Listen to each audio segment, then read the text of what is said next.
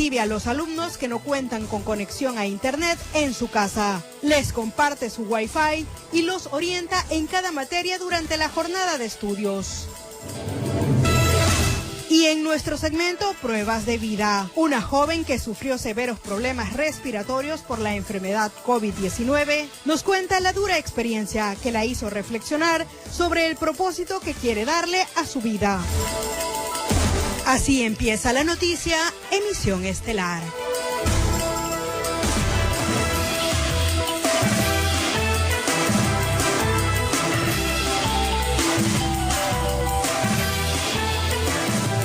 Lunes 15 de junio, amigos televidentes, buenas noches. Les damos la cordial bienvenida a la emisión estelar de su informativo a la noticia. Les tenemos completa información de Ecuador y el mundo a esa hora. Adrián.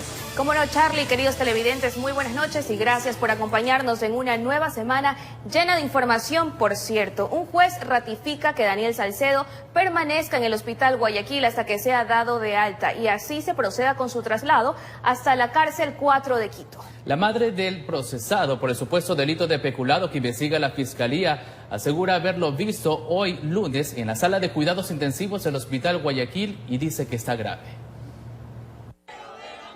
Lunes por la mañana, y familiares y amigos de Daniel Salcedo Bonilla realizaron un plantón en el exterior del Hospital Guayaquil, entre ellos sus padres, que solo pedían que los dejaran pasar para ver a su hijo, quien es procesado por el supuesto delito de peculado, en una investigación que realiza la Fiscalía por compra de insumos médicos en el hospital del IES con sobreprecios. Pero solo su progenitora logró ingresar. Y después de unos minutos salió triste y preocupada. El doctor insistió para que por lo menos yo me acerque hasta donde él estaba. Sí, le dejé su carta para cuando reaccione. A ella le indicaron que están haciendo todo lo posible para salvarle la vida, que está grave en el 6º piso de este sanatorio, en cuidados intensivos. Le van a hacer una nueva tomografía. No saben por qué esa infección, pero siguen cuidado intensivo porque su pulmón está lacerado. No, está entubado. Daniel Salcedo se accidentó el lunes de la semana anterior en una avioneta en territorio peruano junto a otras personas a pocos kilómetros de la frontera con Ecuador. Su abogada asegura que por su condición médica es necesario trasladarlo a una clínica con el mismo resguardo policial.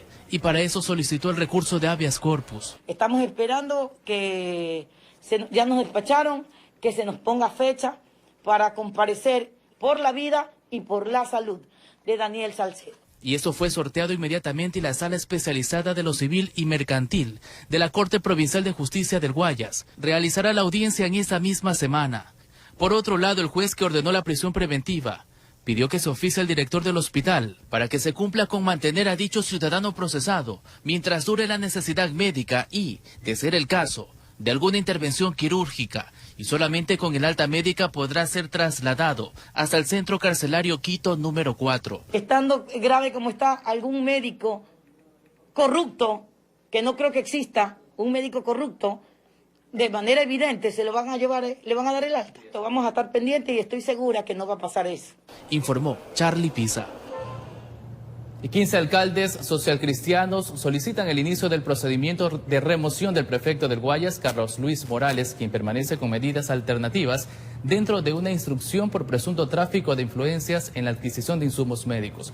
Su abogado plantea la reconformación de la comisión de mesa, pues afirma que no se garantiza la imparcialidad en el proceso. Jorge Escobar con los detalles.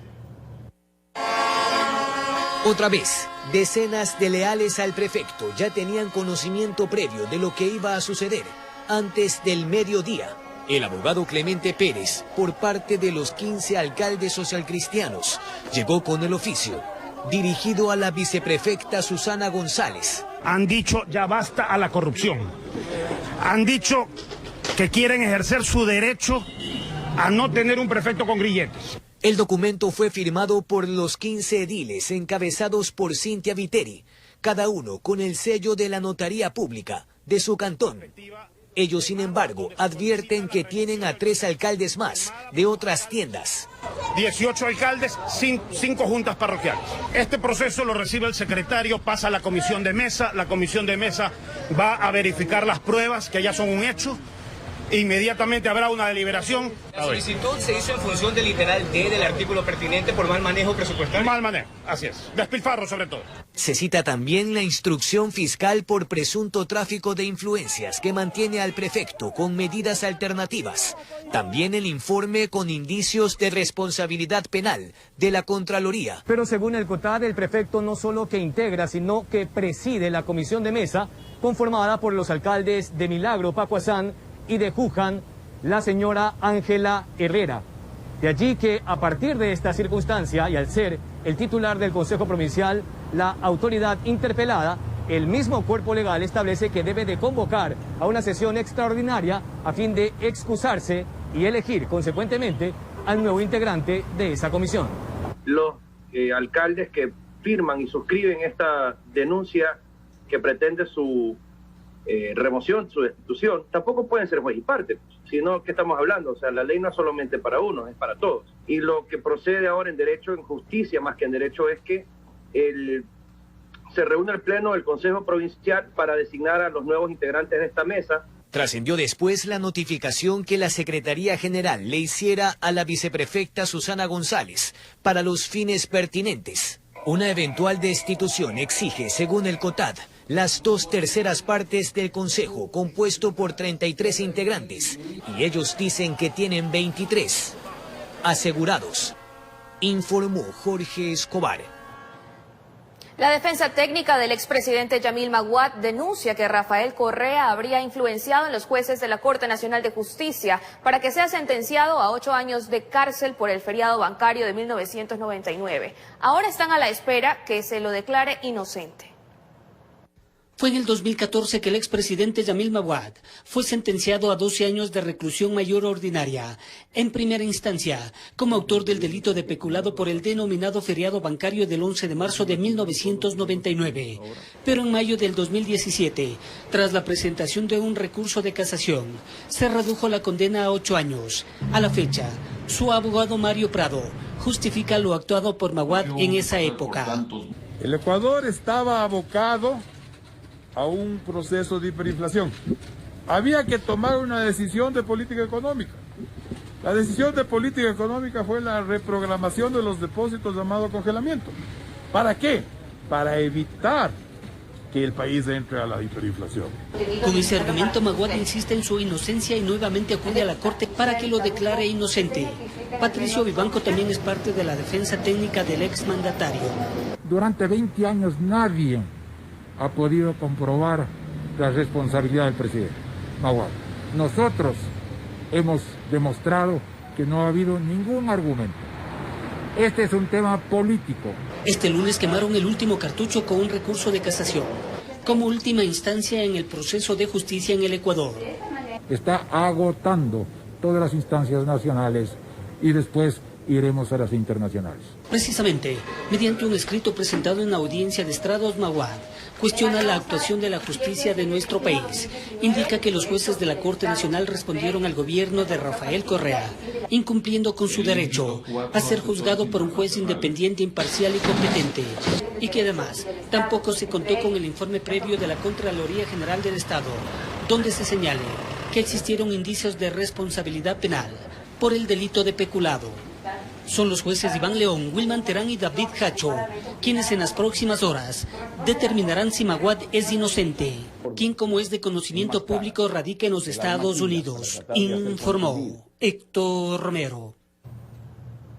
Y un experto en Derecho Internacional analiza el retiro de las visas norteamericanas a la familia Bucaram por los casos investigados en nuestro país. Julio César Saona con más detalles. Miembro del directorio siempre es el cónsul americano. A criterio de Carlos Estarella Velázquez, experto en Derecho Internacional, el retiro de las visas norteamericanas a la familia Bucaram es algo que no le extraña. En su oficina acotaba que frente a los casos investigados, este tipo de decisiones ya se veía venir. Estados Unidos ha aplicado un concepto de derecho internacional con relación a la visa. Dice, la visa es un privilegio que un Estado le otorga a un extranjero y por lo tanto, como es un privilegio, lo puede cancelar. Y en este caso, en el caso específico, ha cancelado las visas. También se conoció que Dalo Bucaram Puley estaría en proceso de pedir asilo político a las autoridades de Estados Unidos. Estarellas considera que esto es algo incongruente, pues no hay manera de solicitar asilo político después de que las autoridades de ese país se le retiraran la visa. Para poder concederse ese asilo, tengo yo que probar que soy perseguido del gobierno ecuatoriano. Entonces eso lo veo yo muy difícil. Ahora, veo difícil que se le conceda el asilo también, porque si Estados Unidos le canceló las visas, no es lógico que cancele las visas y después conceda un asilo. Estarellas también expresa que hay que esperar el debido proceso, pero la opción de ser deportados es algo que se aplica luego de que las visas sean retiradas. Podrían darse varios casos. El primer escenario, que se dé una deportación. El segundo escenario, que les den un tiempo porque entraron con una visa de turismo. Y el tercer escenario, que los señores vayan a un tercer país. Informó Julio César Saona. La crisis sanitaria llevó al gobierno a ampliar el estado de excepción por 30 días más. El constitucionalista Ismael Quintana explicó que la Constitución faculta al primer mandatario a renovar el plazo y que no hay límite. Que la Constitución lo permite y el presidente de la República puede renovar el estado de excepción las veces que considere necesarias. Y hoy por hoy la crisis sanitaria no ha terminado, continúa la calamidad pública.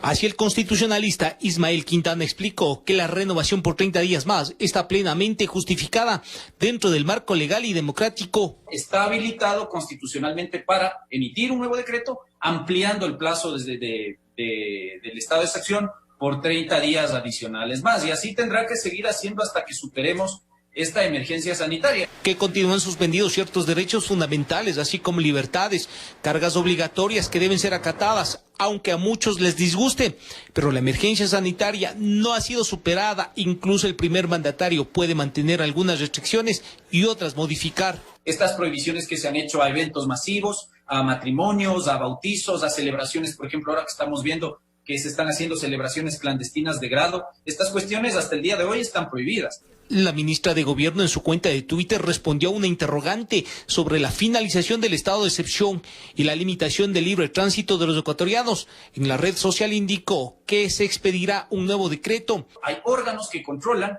que esas razones, en primer lugar, se ajusten a la Constitución. Para eso usted tiene un control que debe realizar la Corte Constitucional y también un control de orden político que lo hace en cualquier momento la Asamblea Nacional. Pero el que califica esta cuestión siempre será el presidente de la República y no tiene ninguna limitación. Con la renovación del estado de excepción hasta el próximo 15 de julio, continúan restringidas reuniones sociales, movilidad, entre otras actividades, restricciones constitucionales de cumplimiento obligatorio. En Quito informó Iván Casamen. Y en la Asamblea Nacional, la Comisión de Desarrollo Económico aprobó el informe sobre la objeción parcial del Ejecutivo a la ley humanitaria. Los legisladores recomiendan al Pleno allanarse en la mayoría de observaciones. Veamos.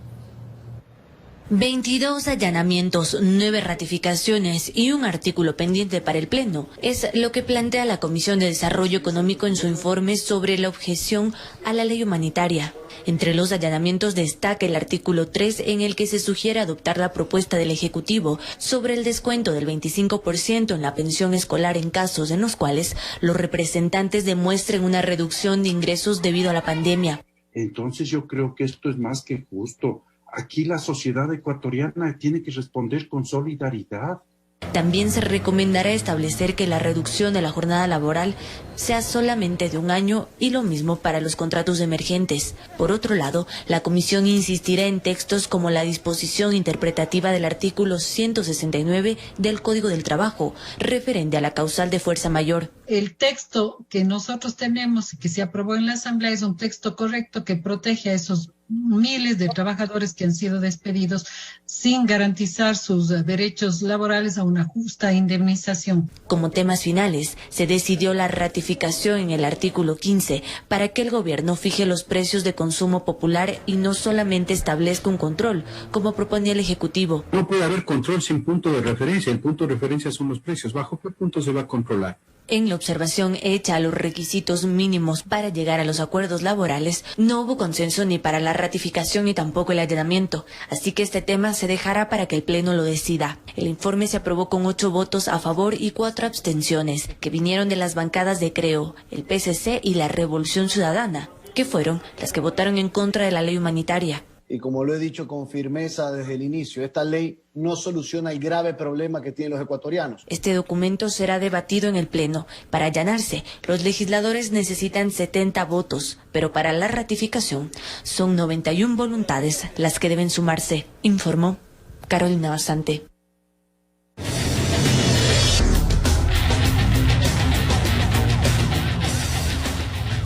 (22:15) ya en otros temas. Un ciudadano fue asesinado y 2 personas más se encuentran heridas en una casa de salud del Cantón Milagro en la provincia del Guayas. La víctima mortal fue identificada con el alias de Niño Rico, quien tendría varios antecedentes. Veamos. En el barrio La Florida del Cantón Milagro solo recuerdan que escucharon el paso raudo de una motocicleta. De inmediato vino la descarga simultánea de disparos junto al grito de varias personas. Al salir de casa solo encontraron a 3 ciudadanos envueltos en sangre junto al ingreso de un domicilio. Una muerte violenta. Estamos en una etapa de investigación y 2 heridos que fueron trasladados al hospital León Becerra. De acuerdo con las versiones, la víctima mortal fue identificada como Jacinto Celeri, de 32 años, a quien lo conocían en la zona como Niño Rico. Antes de recibir los disparos, este ciudadano habría corrido cerca de media cuadra hasta llegar hasta su domicilio. Sin embargo, la puerta se abrió muy lento. Vamos inmediatamente a levantar información para dar con estas personas que cometieron este hecho delictivo. Según detalles, sobre la motocicleta viajaban 2 personas desconocidas. Aún no se tiene certeza de cuáles serían las causas del crimen, pero se presume que esté relacionado a los antecedentes de la víctima. Pero sí, esta persona tiene 9 detenciones. La mayor parte de detenciones es por tenencia ilegal de armas, tráfico de drogas, y por el delito de robo también tiene algunas detenciones. Informó José Morales. Y ahora les informamos que 3 sujetos de nacionalidad colombiana fueron detenidos por agentes de la Policía Nacional implicados en la muerte de un ciudadano suscitado el pasado fin de semana en el norte de Guayaquil. Este hecho violento dejó además un herido, quien permanece en una casa de salud. Estos 3 sujetos de nacionalidad colombiana habrían sido los causantes de la muerte de Luis Ortiz, de 53 años de edad. Según familiares de la víctima, Ortiz se acercó a comprar mientras los hombres estaban libando. De repente, comenzó la discusión. Uno de ellos sacó una piedra y le lanzó en la cabeza, provocándole la muerte de manera instantánea. Yo era el muchacho trabajador, tranquilo, incluso hasta los domingos trabajaba. He trabajado, tenía venta de agua. Gracias a estos videos y a las versiones de algunos testigos, la policía dio con el paradero de estos individuos. Inmediatamente la DNACES se activó y logró la detención de estas 3 personas, las cuales se encuentran ya con prisión preventiva y van a ser sometidas al proceso judicial pertinente. A más de los detenidos, la policía está tras la pista de 2 prófugos, también de nacionalidad colombiana. Otra persona quien acompañaba a Ortiz resultó herida. Permanece hospitalizada en un centro de salud en el Guasmo Sur de Guayaquil. Su estado es reservado. Recuerde que hay una persona herida que identifica plenamente a los agresores, sobre todo a quien utilizó en este caso un bloque de construcción para golpear en la cabeza a la víctima. En poder de los colombianos se les encontró varios teléfonos celulares, dinero en efectivo y documentos personales. Informó Carlos Julio Gurumendi. Y en el cantón Pedro Vicente Maldonado de la provincia de Pichincha fue detenido uno de los más buscados del país. El sujeto tenía orden de captura vigente por el delito de femicidio. En los primeros meses, quien fue señalado como presunto responsable de asesinar a su pareja y descuartizarla, desapareció del mapa terrenal. Sobre el hombre de 39 años de edad pesaba una boleta de captura por el delito de femicidio. Agentes de la DINASED de Esmeraldas trabajaban silenciosamente y luego de 2 años, cuando ya nadie se acordaba del horror vivido en el barrio Nuevo Amanecer del cantón Río Verde, lo sorprendieron caminando libremente por una de las calles del cantón Pedro Vicente Maldonado. El mismo que presentaba una orden de detención vigente por el delito de femicidio, ocurrido en el 28 de mayo del 2018. La mujer de 33 años de edad fue encontrada sin vida en la humilde vivienda, pero el horror estaba camuflado por las paredes de tabla y bloque. Prácticamente el furioso hombre la desmembró y luego huyó. El sospechoso constaba en la lista de los más buscados de esa provincia y estaba en el puesto número 4 a nivel nacional. La cual presentaba desprendimiento de los miembros superiores e inferiores, así como varias heridas contusas cortantes en el rostro y cabeza. Aparentemente se movía por los cantones del noroccidente de Pichincha con otra identidad, permaneciendo oculto y en la clandestinidad por el lapso de 2 años. 24 meses de caminar libremente, aunque la conciencia en esta ocasión, al parecer, le jugó una mala pasada, informó Iván Casamen. 2 personas murieron después de ser embestidas por una camioneta en el sur de Santo Domingo. Una tercera persona resultó herida. El conductor estaba aparentemente en estado etílico. Fenecía la tarde y estaba por llegar la noche y un terrible estruendo alarmó a quienes transitaban por el sector de la entrada a la Juan Elogio al sur de la ciudad de Santo Domingo. Una camioneta impactó a una motocicleta que estaba parada. Los 2 ocupantes, según los testigos, volaron algunos metros. Y la señora eleva casi 2 metros, llega a las hojas del naranjo, llega la señora. Y ahí cae sobre la camioneta. Las 2 personas volaron adelante del carro y el carro los volvió a impactar. El impacto fue mortal. La pareja de esposos falleció a los pocos minutos. Un cuadro espantoso se dibujó en las intersecciones de las calles J y Patricio Romero. Decía que él era abogado. Dice, nomás son 2 muertos, yo soy abogado. Ahí llegó la policía y se lo llevaron en la camioneta porque ya la gente lo quería linchar. Pero el drama no terminaba. Una tercera persona que estaba comprando en la tienda también resultó afectada. Fue atropellada por la pesada camioneta. Gravemente herido, fue llevado hasta una casa de salud. Fue arrollado por el vehículo y así mismo fue impactado hacia la trayectoria final que podemos ver en la parte posterior.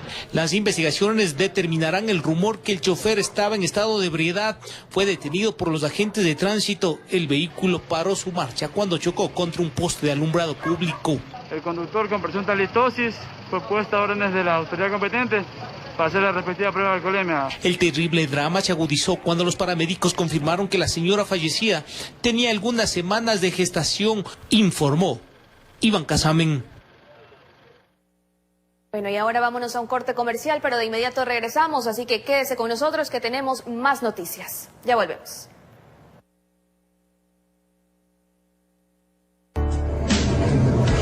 Y en nuestro segmento Pruebas de Vida, una joven nos relata los duros momentos que vivió al sentir severos problemas respiratorios durante el proceso de la enfermedad COVID-19.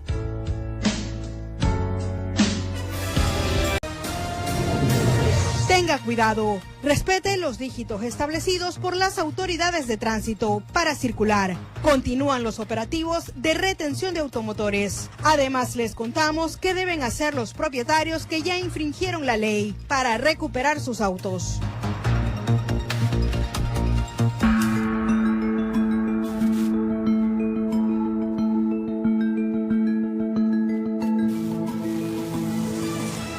(22:28). Gracias por continuar en nuestra sintonía. El cantón Mocha en la provincia de Tungurahua pasó a semáforo en verde este lunes y así esta ciudad de la Sierra Central de a poco retoma su normalidad, aunque con algunas restricciones. El fin de semana les anunciaron que este lunes pasaban a semáforo de emergencia por el COVID-19 a color verde y así ocurrió. Los habitantes del cantón Mocha en la provincia de Tungurahua pasan a ser la tercera ciudad del país que disminuye a ese nivel las restricciones por la emergencia sanitaria. Nosotros como Cantón Mocha, dentro del órgano rector que es el Ministerio de Salud Pública, no contamos con ningún caso de COVID-19 en el cantón y de esta manera se determinó el cambio de color. La mayoría de estas familias se dedican a la agricultura, ganadería y producción de leche y se han visto afectadas durante el confinamiento y por eso el Cabildo adoptó las mejores decisiones, aunque se mantienen algunas medidas restrictivas. Cada día hay un número de vehículos, un número de placas que pueden salir. Y el toque de queda inicia a partir de las 12 de la noche hasta las 5 de la mañana. Los que sí se muestran contentos son los conductores de estas camionetas que pertenecen a varias cooperativas de transporte. Ellos han implementado estrictas medidas de bioseguridad. Tenemos el medidor de temperatura, tenemos el alcohol para desinfectarnos, tenemos la mámpara y cada 2-3 horas estamos fumigando nuestras unidades. Y este cambio de semáforo amarillo a verde es una ventaja a nosotros, más que todo por la situación económica en la que nos encontramos. Mientras que en los parques y sitios estratégicos como instituciones públicas han colocado lavamanos para que los ciudadanos se desinfecten constantemente, informó Charlie Pisa. Además, 12 de los 13 cantones de la provincia de Los Ríos ya han pasado a semáforo amarillo. Las terminales terrestres de Quevedo y Babahoyo están operativas, aunque muchas cooperativas de transporte aún no abren sus boleterías. Tan solo el cantón Mocache aún espera pasar a semáforo amarillo este 17 de junio. Los otros 12 cantones ya hasta este lunes 15 dejaron el semáforo rojo para avanzar en esta nueva normalidad. En Quevedo, los locales comerciales reabrieron sus puertas. En algunos sectores se vio gran afluencia de personas. Donde hubo poco movimiento fue en la terminal terrestre de la ciudad. Y es que aquí, al igual que en Babahoyo, no todas las cooperativas están laborando. En la capital fluminense, apenas 7 de las 32 cooperativas reanudaron su labor. Estábamos nosotros esperando que ya se reactive la operatividad del terminal de Guayaquil como la de Quito, para que ya entren las unidades inter. Lo que sí se observa son exhaustivos controles al ingreso tanto de la terminal como a la subida de los buses. La seguridad es para cualquier cosa, enfermedad, evitar, cuidarse en familia. La demanda más recurrente son los usuarios que buscan buses para viajar a Guayaquil, pero aún no están circulando. Por eso tuve que hablar con el gerente de la Santa Elisa para que nos ayude enviando carros en Milagro vacíos para transportar. Para los dueños de las unidades, viajar con pocos pasajeros no es rentable, pero esperan volver a la normalidad. De todas maneras tenemos que cumplir porque este es nuestro trabajo y es un gusto servir a la ciudadanía. Desde Los Ríos informó Odette Camacho. Y luego de 3 meses, el Aeropuerto Internacional de Guayaquil retomó los vuelos nacionales. Entre tanto, el servicio de transporte interprovincial sigue suspendido en el puerto principal. Con la llegada y salida de aproximadamente 450 pasajeros, se llevó a cabo la reapertura de vuelos nacionales en el aeropuerto José Joaquín de Olmedo. El día de hoy llegaron la compañía Avianca y la compañía Latam con pasajeros. Aproximadamente están viniendo con un 70-80% de su ocupación. ¿El precio de los boletos qué tal está? En realidad están muy baratos en comparación a otros meses. ¿Cuánto le costó? $70. $70, lo que antes valía 100. Claro. Durante este primer mes, la ruta será únicamente Guayaquil-Quito y de retorno. Se tienen programados 100 vuelos entre ambas ciudades, con cerca de 4 frecuencias al día. Es decir, 10 vuelos semanales de la TAM y 14 vuelos semanales de la compañía Avianca. Durante estos 3 meses de suspensión, la terminal aérea ha implementado varias medidas de bioseguridad con el fin de evitar la propagación del COVID-19. Chequeamos que tengan todos mascarilla, luego les chequeamos la temperatura, hacemos una desinfección de calzado, desinfección de equipaje, desinfección de manos y luego hacemos un rechequeo de la temperatura. Mientras tanto, lo que tiene que ver con los viajes vía terrestre, en Guayaquil, el COE cantonal aún no se pronuncia sobre la reactivación de los buses interprovinciales. Se informó que en los próximos días se tomará una decisión sobre el tema. Informó Jorge Salazar. Y bien, ya lo habíamos anunciado, la Comisión de Tránsito del Ecuador retuvo en menos de 20 minutos más de 10 motocicletas y algunos automotores cuyos conductores no respetaron el dígito establecido para circular. En tanto, la Agencia de Tránsito Municipal de Guayaquil dio a conocer los canales para que los propietarios de carros retenidos puedan retirarlos. Desde que inició el estado de emergencia en Guayaquil, los agentes de la ATM retuvieron 3.600 carros cuyos conductores circularon cuando no lo tenían que hacer. Han salido casi en su totalidad y se generaron 20.000 infracciones, de las cuales el 80% se encuentra pendiente o en estado impugnado y el 20% se encuentra con una facilidad de pago o ha cumplido la obligación. Hoy la institución da a conocer los requisitos donde el usuario deberá enviar los nombres completos, número de cédula, placa del automotor retenido y número telefónico para contacto. Comprobante de pago de la multa, esa información la revisa un analista y le damos el día que debe de acercarse a retirar al centro de retención vehicular su vehículo. Los pagos se los puede hacer en línea en los bancos autorizados. Recuerde que si su vehículo se encuentra en los centros de retención vehicular ubicados en la vía Daule o Los Vergeles, el usuario tendrá que realizar la petición al correo electrónico retiro.vehiculo@atm.gov.es, mientras que los carros que permanecen en los patios de Fertiza, Las Iguanas y SGS deberán enviar la solicitud al correo retiro.vehiculosfertiza@atm.gov.es. En cambio, en el peaje Chivería de la vía Daule permanecieron agentes de la Comisión de Tránsito del Ecuador, controlando que todo auto que ingrese o salga de la provincia respete el último dígito de su placa, tal como lo estipula el calendario de restricción vehicular. En el punto en donde ya cambia a otro cantón, en esos lugares nosotros hacemos presencia y evitamos que la ciudadanía que haya desconocido ingrese a ese otro cantón y le decimos que tiene que regresarse. Si es que estás... Ahora, si insiste en incumplir la normativa, lógicamente se realiza la sanción del caso. ¿Cuál es la sanción? La sanción es medio salario mínimo vital y la retención del vehículo durante 5 días. En tan solo 20 minutos, los agentes de la Comisión de Tránsito del Ecuador retuvieron 8 motocicletas en este punto, porque sus conductores mal utilizaron el salvoconducto. Asimismo, se procedió a entregar kit de limpieza a los conductores de las cooperativas intercantonales que circulaban por el lugar, y se inspeccionó que las unidades de transporte rueden con el 50% de pasajeros, todos con mascarillas, respetando así las normas impuestas por el COE. Informó Carlos Julio Gurumendi. Profesor de la parroquia Progreso en Guayas recibe a los alumnos que no cuentan con internet en su casa. Les comparte su Wi-Fi y los orienta en cada materia durante la jornada de estudios.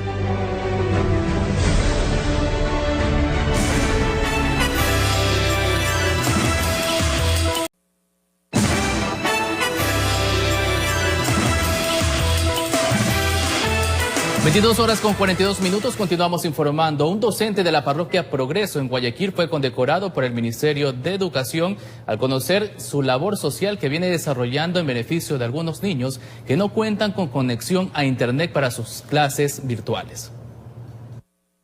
Algunos de ellos son de la misma zona, pero otros deben caminar durante varios minutos hasta llegar al domicilio del licenciado Walter Ramírez, donde encuentran una conexión a internet para lograr comunicarse con sus maestros vía online. Algunos padres de familia se acercaron a preguntarme que cómo podían hacer, en el sentido de que ellos no tenían conectividad y de que ellos tampoco querían que su hijo interrumpiera.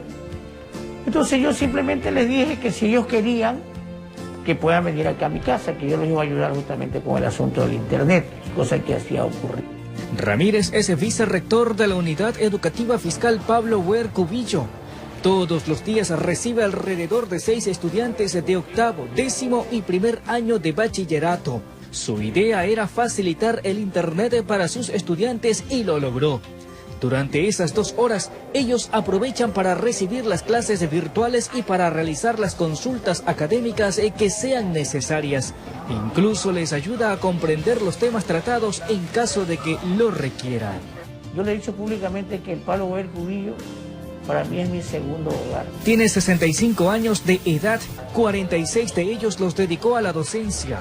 Sus primeros pasos como maestro fue en el mismo plantel, cuando apenas empezaba a formarse. Hoy nos cuenta que su gran interés es lograr que sus estudiantes tengan oportunidades de ser profesionales. Ni siquiera la pandemia evitó que este docente se quede completamente encerrado. Se sentía comprometido a visitar cada uno de los animales que tienen dentro del plantel educativo. Salía bien cubierto y le llevaba el alimento a los animales. Hay vacas, hay cerdos, hay cabras, hay patos, hasta tilapia teníamos. Al conocer la historia de este gran ciudadano, la subsecretaria de Educación viajó hasta esa parroquia rural de Guayaquil. Y eso pues usted sabe que es increíble que haga una persona, porque muchas veces uno no quiere que vayan a su casa, le interrumpan sus actividades diarias. Ella personalmente se encargó de otorgarle un reconocimiento por su gran aporte. Así es, hemos estado mirando cuáles son las actitudes positivas, realmente las acciones de los docentes que realmente merecen sobre todo un premio, un incentivo. Estamos recorriendo diferentes lugares de la zona 8. Informó José Morales.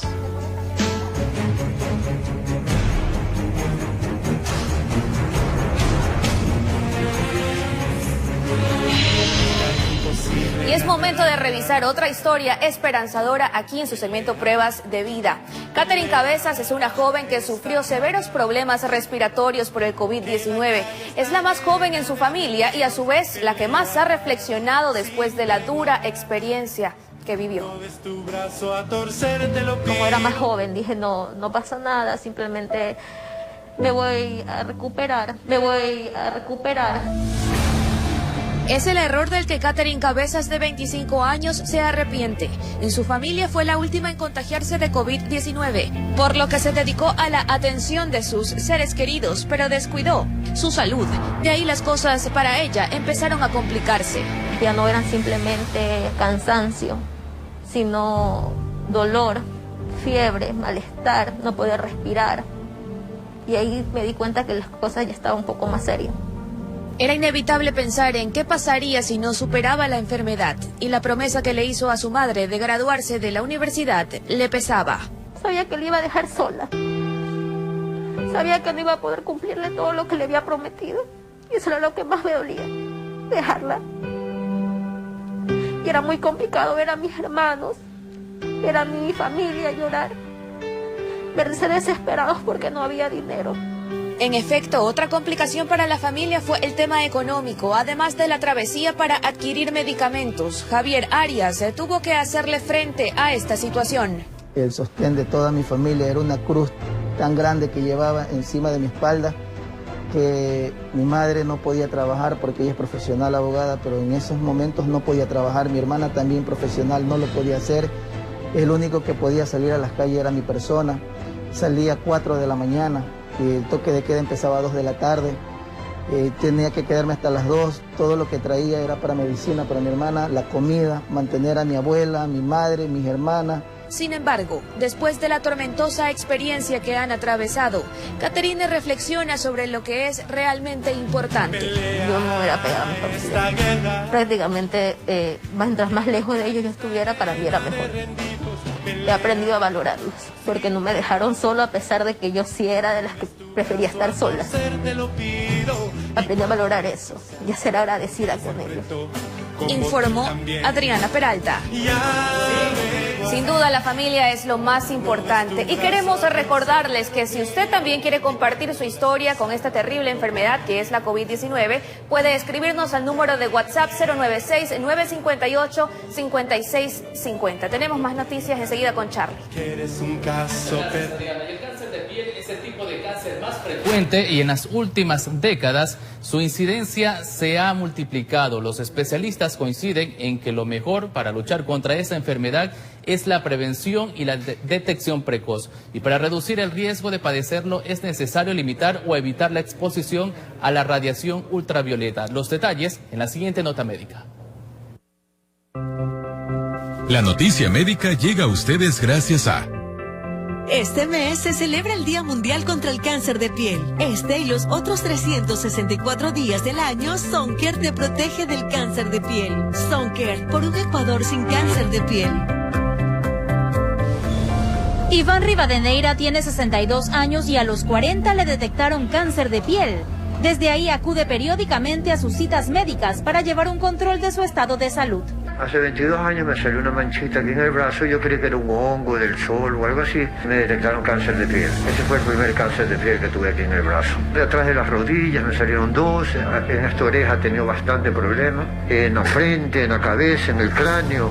Yo viví en Salinas y tuve 40 años de sol. Trabajé con camarón, hice deportes acuáticos y no me cuidé del sol.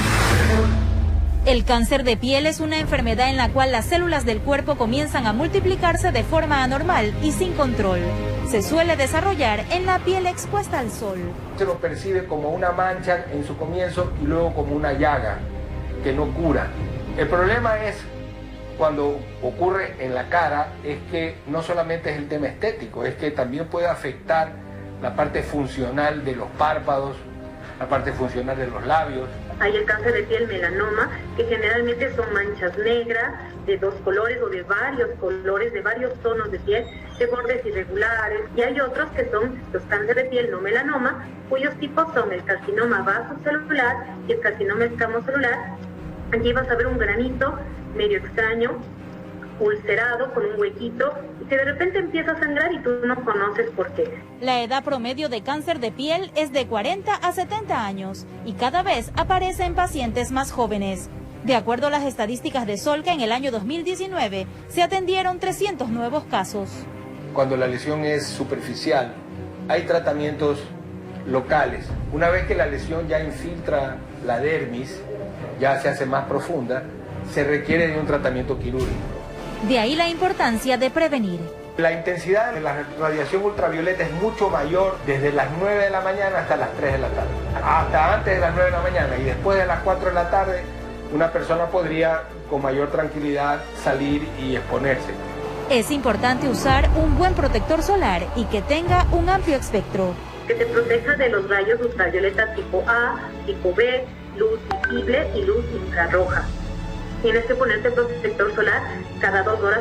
Y cubrirse lo mejor posible. Primero la sombra, segundo utilizar gafas, utilizar gorros, sombreros, utilizar ropa oscura, de preferencia de manga larga.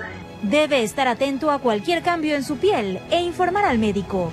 Protegerse es la mejor forma de prevenir. Informó Rosalena Vázquez.